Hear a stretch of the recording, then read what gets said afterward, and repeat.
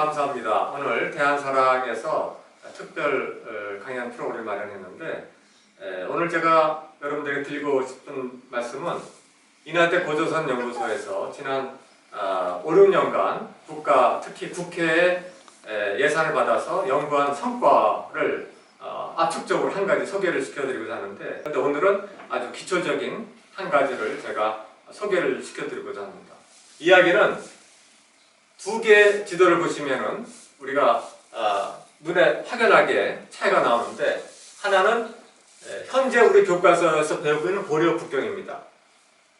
그럼 이제 인하대 고조선 연구소에서 연구를 했더니 조선 총독부에서 만들었던 학설과 동일하다는 겁니다.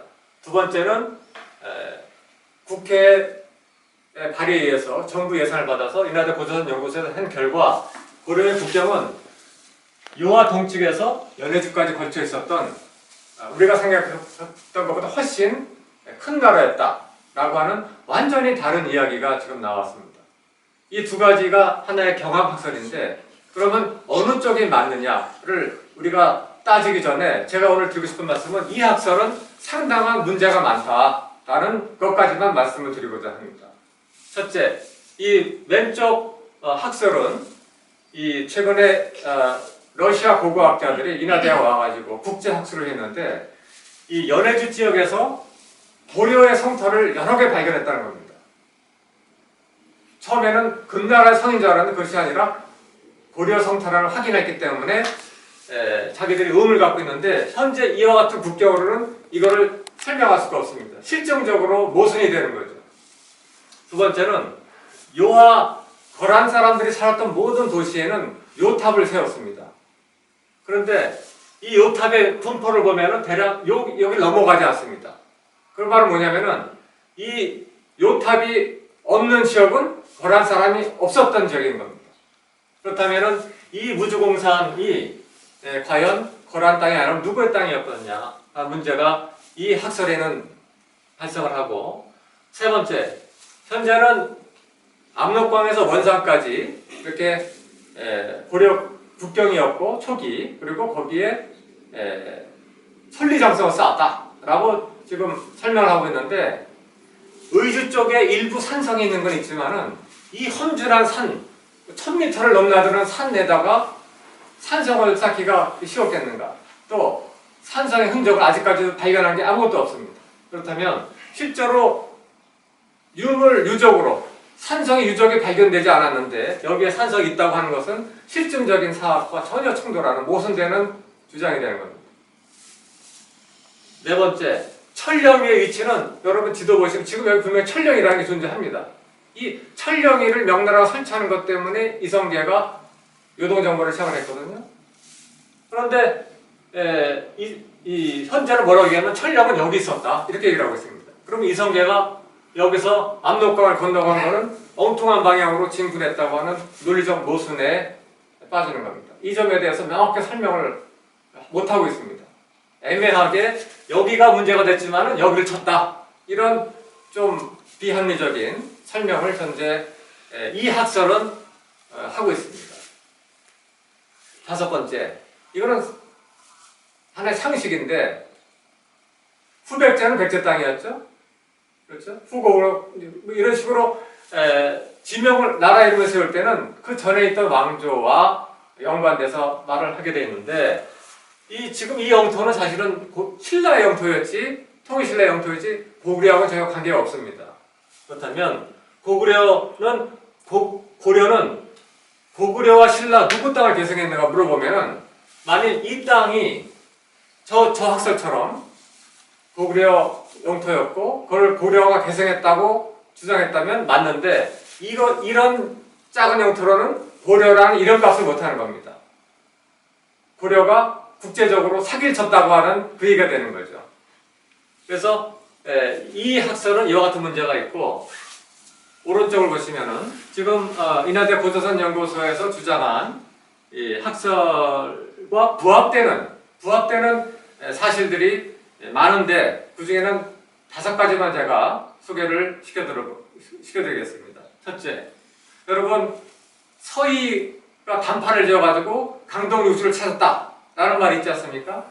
강의 동쪽에 있는 6개 지역을 이제 뺏기지 않았다는 얘기입니다. 근데 현재 국경이 만약 압록강이라 한다면 이게 압록강인데 이 밑에 강동줄을 그려놨어요. 현재 교과서는. 그렇다면은 강의 동쪽의 육주인데 이거는 분명히 강남이 되거든요. 여기라고 한다면.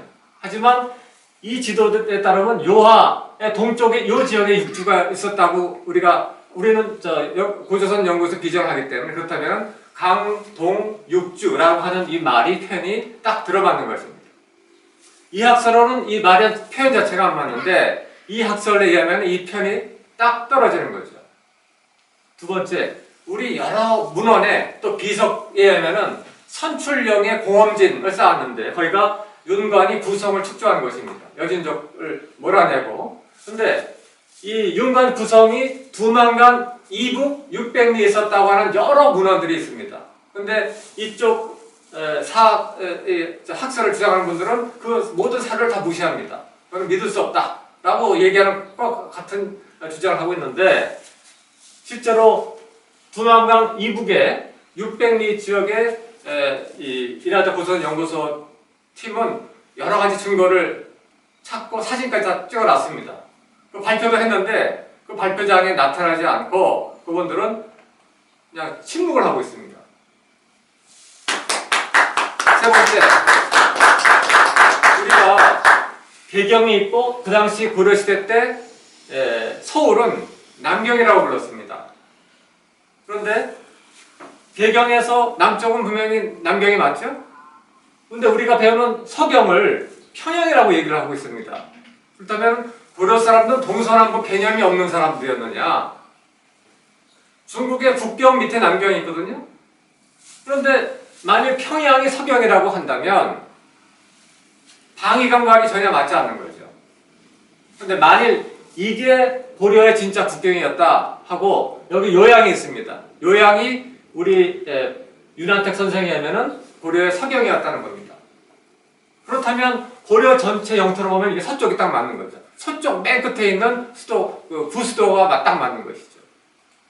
그래서 서경이라는 동서남북 방위에도 이 지도는 두 번째, 인하자 고조선 연구소의 지도는 부합된다는 겁니다.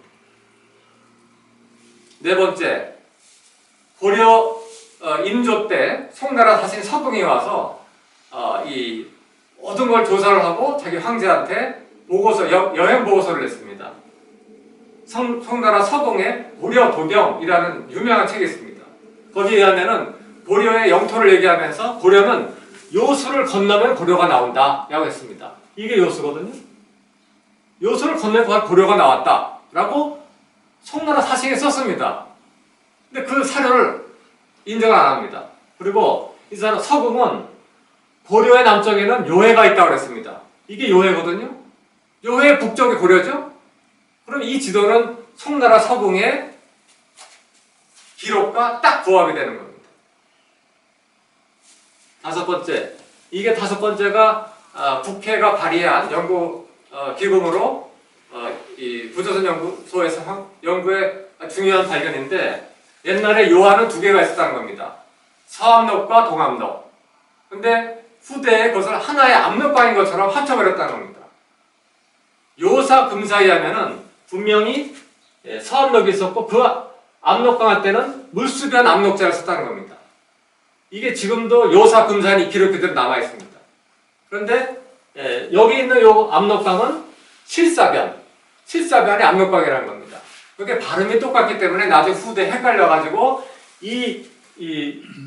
저 압록강을 이 압록강인 거로 지금 착각을 했는데 요사 금사, 요 나라의 역사를 기록한 책에는 명확하게 물수변과 실사변을 구분하고 있습니다. 그래서 이 요사 금사에 하면은 물수변을 쓴 서암록 동쪽에 고려의 군영이 있었다라고 명확하게 얘기를 하고 있습니다. 고려의 군영이 있었다고 한다면 고려 북경이 바로 거기고 거기가 고려 땅이었다는 거죠. 이처럼 10가지의 이 학설을 반대되는 증거들을 무력할 수 있는 명쾌한 반증을 하지 못한다면 이 학설이 통설이 되는 것은 실증적 역사를 하는 분들이 해서는 안 될 그런 행동인 것입니다. 이 10개의 이 학설과 반대되는 그 주장을 논파하기 전까지는 이 학설이 통설이 돼서는 안 된다고 하는 것이 이날대 고조선 연구소의 주장입니다.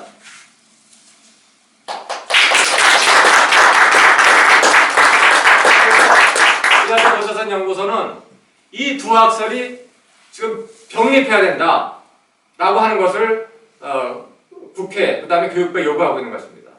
그것이 우리 대한사랑이 우리 한국사의 진실을 밝혀내기 위해서 전국을 다니면서 이 10가지 증거들이 확실하게 해결되지 않는 이상 이 학설이 통설로 독점하고 있는 것은 유보해야 된다라고 하는 것이 이날대 고조선 연구소의 북비대 교수의 입장이고, 그 입장을 전국의 시민들과 공유해주는 활동을 해주시면 감사하겠다 하는 말씀을 드립니다.